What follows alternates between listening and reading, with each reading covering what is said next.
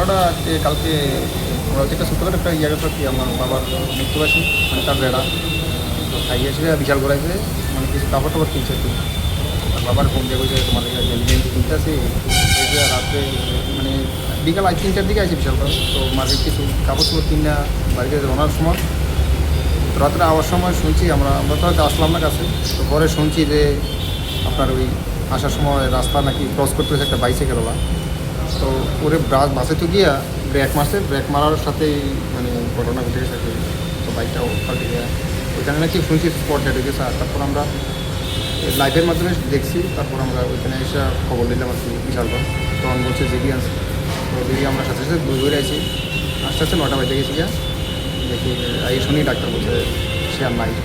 নাম কি? নাম হচ্ছে রাজীব হোসেন। বয়স কত? বয়স 19 বছর। বাড়ি? বাড়ি হচ্ছে রহিমপুর।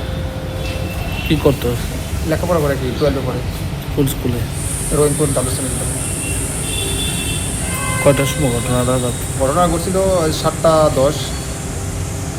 কে লোকে বাড়িতে গেছে?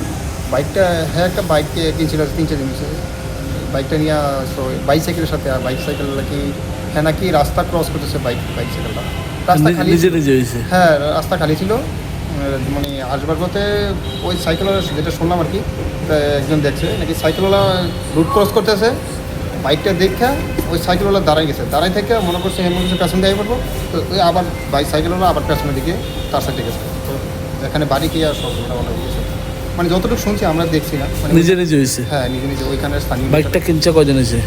3-4 দিন হয়েছে। নতুনই কিনছিল? না এটা সেকেন্ড হ্যান্ড কিনছে।